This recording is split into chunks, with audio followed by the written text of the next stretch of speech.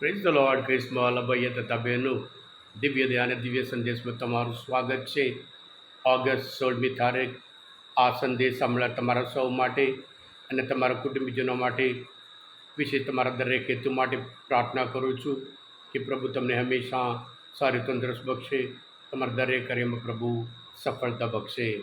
સાતરા પાઠ સાંભળીએ. માતીનો ગ્રંથ 19મો અધ્યાય 13થી 15મી કલમ સુધી. ઈસુ બાળકોને માથે હાથ મૂકીને દુઆ માગે એવી ઈચ્છાથી લોકો બાળકોને તેમની આગળ લઈ આવ્યા. શિષ્યો તેમને વળી નાખ્યા, પણ ઈસુએ કહ્યું, બાળકોને મારી પાસે આવવા દો, એમને રોકશો નહીં, કારણ ઈશ્વરનું રાજ્ય એમના જેવોનું છે. પછી બાળકોને માથે હાથ મૂકી પોતે ત્યાંથી ચાલી નીકળ્યા. આ પ્રભુની વાણી છે, તે આપણો આધાર છે. ખ્રિસ્તમાં ભાઈ બહેનો, બાળકો નિર્દોષ હોય છે. બાળકો સાથે વાત કરીએ આપણે બધા માટે આનંદ આપે છે. સ્તોત્ર સંહિતા ગીત શાસ્ત્ર 127 અધ્યાયમાં 3જી કલમમાં બાઇબલ કહે છે, બાળકો ઈશ્વરે આપેલા ભેટ છે. ભેટ સાચવવાનું મા બાપનું ફરજ છે. શુભ સંદેશમાં આપણે જોઈએ છીએ, શિષ્ય બાળકોને આવવા નહીં દીધા. આપણે શિષ્ય ઉપર આરોપ ના લગાડી શકીએ, કારણ આપણે જાણીએ છીએ પ્રભુ ઈસુ એમને શિષ્ય માટે ખાવા માટે પણ સમય ના મળ્યો. ખ્રિસ્તમાં ભાઈ બહેનો, મા બાપ બાળકોને પ્રભુ પાસે લાવ્યા, કારણ એટલા માટે કે પ્રભુ આશીર્વાદ આપે. પ્રભુ ઈસુના હાથ એ લોકો જોયા છે, જેના ઉપર મૂકે એમને આશીર્વાદ મળે છે. માંદા ઉપર મૂકે એમને સાજા પણ મળે છે. આંધળા ઉપર હાથ મૂકે એમને દૃષ્ટિદાન મળે છે. લંગડા ઉપર હાથ મૂકે અને તેઓ ચાલતા જાય છે. અશુદ્ધ આત્મા વળગેલા ઉપર પ્રભુ હાથ મૂકે ત્યાં એમને અદ્ભુત સાજાપણું મળે છે. આ બધું જ જોયા પછી માતાઓ બાળકોને પ્રભુ પાસે લાવે છે, જેથી કરી પ્રભુ ઈસુ એમના ઉપર આશીર્વાદ આપે. ખ્રિસ્તમાં ભાઈ તમે પ્રભુ ઈસુ એટલું પણ કહે છે, જો તમે બાળકો જેવા ના થાવો, ઈશ્વરના રાજ્યમાં તમે પ્રવેશ ના કરી શકો. બાળકો જેવી રીતે મા બાપના આધારે જીવે છે, આપણે પણ ઈશ્વરના આધારે જીવવાનું છે.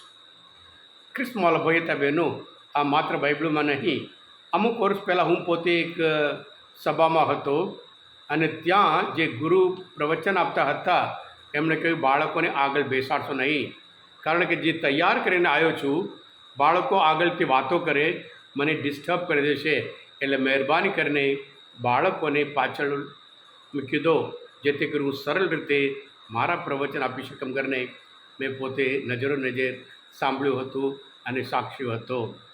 ખ્રિસ્તમાં ભાઈ બહેનો, બાળકો ઈશ્વરે આપેલ ભેટ હોય, એમને સાચવાનું મા બાપનું ફરજ છે.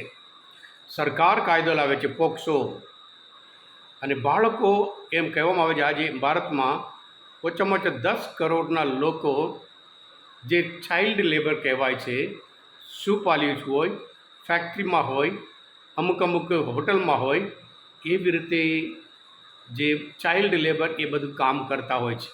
ગરીબ બાળકો, ફૂલ જેવા બાળકો ભૂકંપ જેવા વાતાવરણમાં ફસાઈ જાય છે.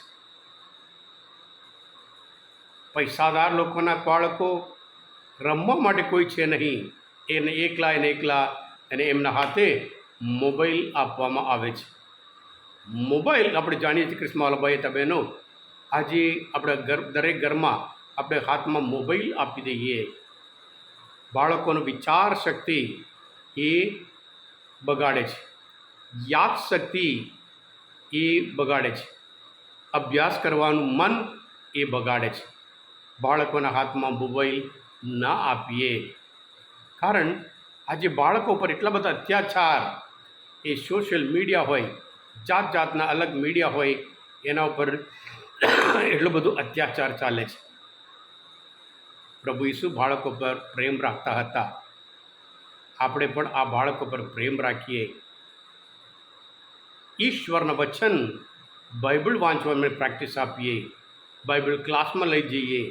બાઇબલના વચન મોઢે કરીને તેઓ દિવસે ને દિવસે ઈશ્વરના સંતાનો તરીકે તેઓ મોટા થાય, જેથી કરી તેઓ જ્યારે મોટા થાય ત્યારે પ્રભુ ઈસુ પરની શ્રદ્ધામાં, વિશ્વાસમાં તેઓ દ્રઢ રહેશે. આ મા બાપનું કામ છે, ફરજ છે. રવિવારે અવશ્ય દેવળમાં લઈને આવીએ, કારણ કે આપણે લાગીએ છીએ દરરોજ આપણે ટ્યુશન માટે ઉઠાડીએ, ત્યાં સ્કૂલમાં મોકલીએ, એટલું બધું શિક્ષણ શિક્ષણ શિક્ષણ યાદ રાખીએ. ખાસ એક બાબત, બાળકોને આપણી પાસે દૂર રાખીએ. સમય એવો થઈ ગયો છે, બાળકો ભવિષ્યમાં આપણને એમની પાસે દૂર રાખે છે. એ હકીકત છે, સત્ય છે. કડવું છે પણ સત્ય છે. બાળકો જે ત્યારે સાથે ને સાથે રાખીએ, એ અટેચમેન્ટ થાય, એ ભાવના હોય, એ લાગણી હોય, એ પ્રેમ હોય.